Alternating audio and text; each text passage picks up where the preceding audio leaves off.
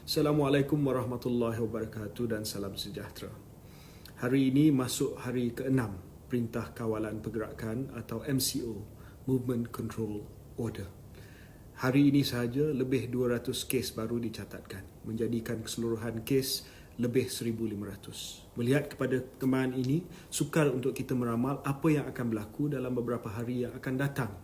What is certain is that the government is keeping a close eye on things on an hourly basis, and we Malaysians have to be ready for all eventualities. Kita semua harus bersedia dengan segala kemungkinan. This is a war with an invisible enemy and one in which failure is not an option. Mungkin bagi sebahagian daripada kita yang bekerja dari rumah dalam tempoh MCO ini, social distancing tidak menjadi masalah kerana kita duduk di rumah dan tidak berjumpa dengan orang luar. Tetapi bagi setengah daripada kita yang masih perlu keluar bekerja kerana terlibat dalam essential service, penjarakan sosial sangatlah penting bagi mereka. Seperti saya juga yang perlu ke pejabat serta terlibat dalam mesyuarat-mesyuarat di luar dalam tempoh MCO ini, saya juga telah mempraktikkan penjarakan sosial walaupun dengan ahli keluarga saya sendiri apabila balik ke rumah. Sebagai contoh buat masa ni, saya terpaksa tinggalkan benda yang semua menjadi kebiasaan. Contoh, salam dengan mak saya, mencium anak-anak sebelum tidur. Hari ini, birthday anak bongsu saya, Rafe. I can't even give him a hug. Suka atau tidak, kita terpaksa hadapi keadaan ini. Memang susah untuk tinggalkan benda-benda yang biasa kita buat. Tetapi hanya dengan cara ini, mampu kita meratakan lengkung. Kita perlu jadikan social distancing ini sebagai kebiasaan dalam urusan seharian kita selepas ini. Kita mempunyai peranan yang sangat besar dalam tempoh MCO ini untuk flatten the curve atau meratakan lengkung jumlah individu yang dijangkit COVID-19. Kalau kita lihat di seluruh dunia ketika ini, bukan sahaja di Malaysia, malahan New Zealand, UK, Spanyol, New York, this is something we have to do to win this war. Everyone is staying at home and practicing social distancing. Idea kita buat masa ini adalah untuk meratakan lengkung ini sebanyak mungkin dalam minggu-minggu akan datang untuk mengurangkan kadar transmisi antara orang ramai.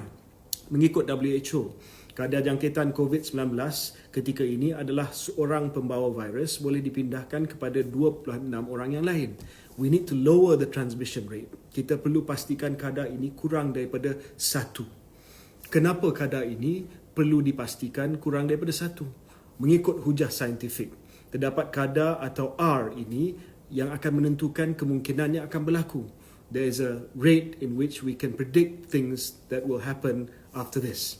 Jika R ini kurang dari 1, kadar jangkitan akan semakin menurun dan semakin pantas penularan wabak ini akan berakhir. Tetapi jika R ini bersamaan dengan 1, jangkitan akan terus ada tetapi ianya masih mampu dikawal tetapi mungkin akan mengambil lebih masa untuk wabak itu berakhir.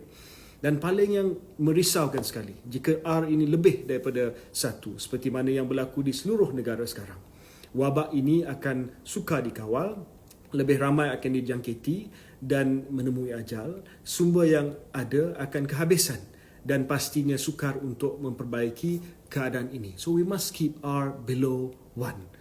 Jadi sangatlah kritikal kepada kita semua untuk memainkan peranan kita memastikan kadar jangkitan atau R ini diturun sehingga kurang daripada 1. And how do we do this? Social distancing. Sebab itu sangat penting untuk kita mengamalkan social distancing atau penjarakan sosial ini bagi memastikan lengkung yang terus meningkat kita dapat ratakan dan kita dapat kekalkan di bawah paras 1. Perdana Menteri akan mengumumkan sama ada MCO akan disambung atau tidak dalam beberapa hari. Keputusan ini akan dibuat berdasarkan trend jangkitan kes-kes baru. Sama ada MCO akan tamat atau diteruskan. Tidak bermakna bahawa negara kita bebas dari COVID-19. We must prepare our minds that March 31st is not the end of our war. Even if MCO is lifted, life as we knew it will not resume for a while. Risiko jangkitan COVID-19 akan kekal untuk tempoh yang lebih lama. Justru, kita perlu biasakan diri nanti dengan norma baru, a new normal, di mana beberapa langkah penjarakan sosial perlu diteruskan supaya R is less than 1. Saya faham ramai yang bosan di rumah masing-masing. Saya berharap tempoh MCO ini tidak dapat digunakan untuk pelbagai perkara berfaedah, antaranya untuk kita develop new skills ataupun membaca buku-buku ilmiah. Banyak juga online courses percuma yang boleh kita sertai.